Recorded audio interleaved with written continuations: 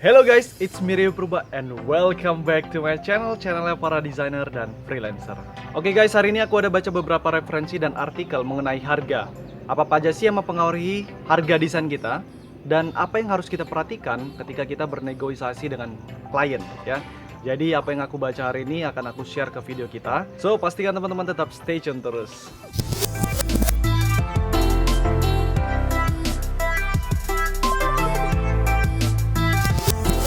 Oke guys, langsung aja yang pertama ya. Poin yang pertama adalah pastikan teman-teman udah punya daftar harga sendiri ya, daftar harga paket sendiri. Jadi misalnya seperti aku fokus di branding design, jadi logo, stationery dan lain sebagainya itu, website. Dan di awal aku udah nyusun tuh yang namanya daftar harga paket ya. Jadi misalnya kalau orang pesan logo aja itu berapa, kalau orang pesan logo dan stationery berapa, kalau orang pesan logo dan cover social media itu berapa, kalau orang pesan semuanya paket full berapa.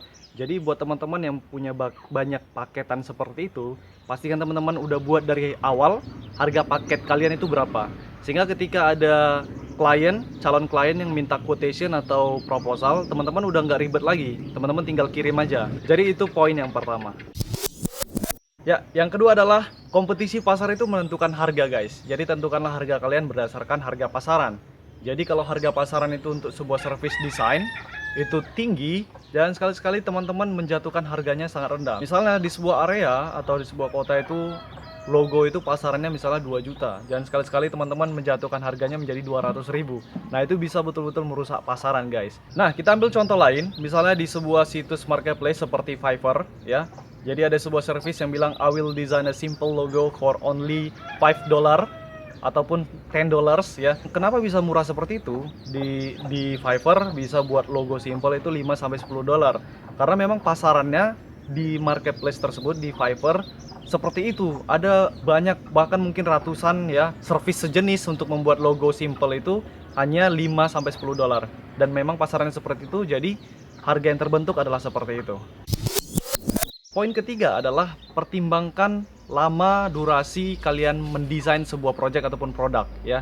Jadi kalau misalnya sebuah produk atau sebuah project itu kalian selesaikan, kalian desain dalam waktu 3 hari, pasti harganya berbeda dengan produk ataupun project yang kalian desain dalam waktu seminggu atau sebulan bahkan.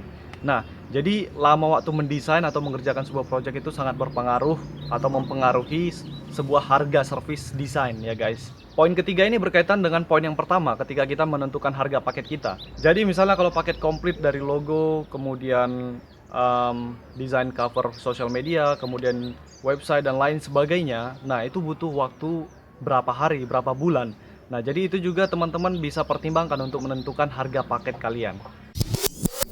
Poin keempat ini mungkin teman-teman udah sering dengar ya. Jadi price the product or service based on the value ya. Jadi tentukan harga sebuah produk ataupun service desain kita berdasarkan value-nya kepada si konsumen ataupun customer kita. Nah contohnya seperti ini, misalnya kita jual service kita untuk membuat blog ya, website untuk UMKM kecil. Nah pasti harganya berbeda ketika kita jual web atau blog itu ke perusahaan yang besar ya, corporate. Nah value web blog itu berbeda ketika dipakai oleh UMKM kecil dengan corporate ya, perusahaan yang besar. Jadi itu juga menentukan harga ya untuk service yang kita akan jual kepada mereka masing-masing.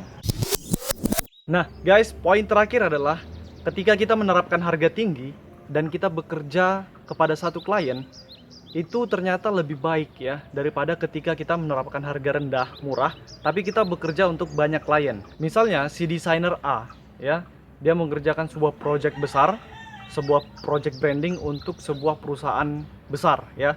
Jadi nilai projectnya katakanlah itu 20 juta. Nah kemudian si desainer B itu bekerja dengan menjual jasa service desain logonya itu seharga 200.000. Tapi dia bekerja untuk banyak customer ya, banyak klien. Walaupun akhirnya nanti hasilnya sama-sama 20 juta, misalnya si desainer A ngerjakan satu project untuk satu perusahaan itu senilai 20 juta, dan si desainer B itu menjual jasa desainnya itu seharga 200.000, dikalikan berapa customer, hasil akhirnya itu sama-sama 20 juta, tapi yang lebih baik adalah si desainer A. Di sini terlihat kelasnya berbeda. Desainer A mengerjakan satu proyek tapi bisa mendapatkan nilai proyek seharga 20 juta.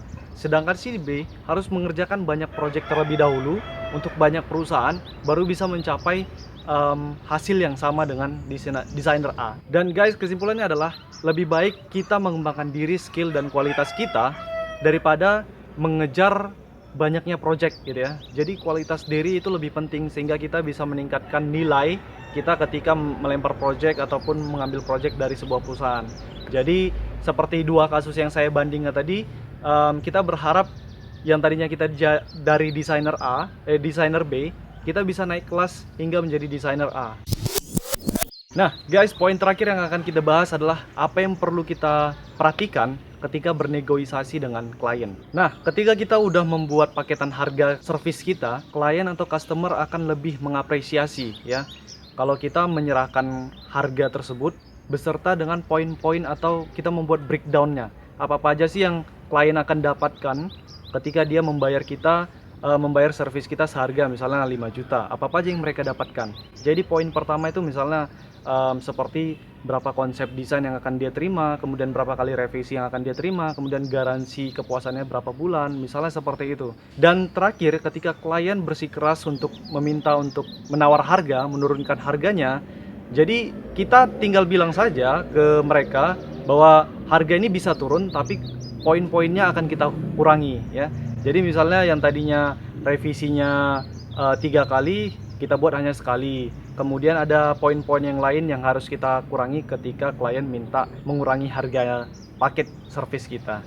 Jadi penting bagi teman-teman semua untuk mengetahui parameter mana, poin-poin mana aja yang bisa kita kurangi sesuai dengan harga yang diminta oleh klien. Oke, jadi itu aja dulu guys sharing kita hari ini mengenai harga dan bagaimana bernegosiasi dengan klien.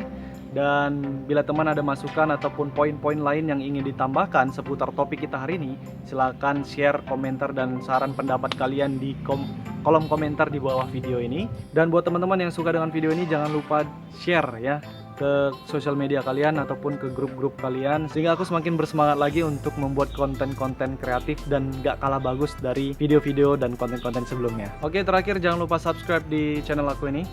Oke, dan mungkin juga teman-teman suka dengan video aku yang lain, silahkan klik video aku yang di sini. Dan ingat guys, sebagus-bagusnya desain pasti ada yang nggak suka. Sejelek-jeleknya desain pasti ada yang suka. Jadi jangan pernah takut berkarya. Kita berjumpa lagi minggu depan. So, see you guys on the next video.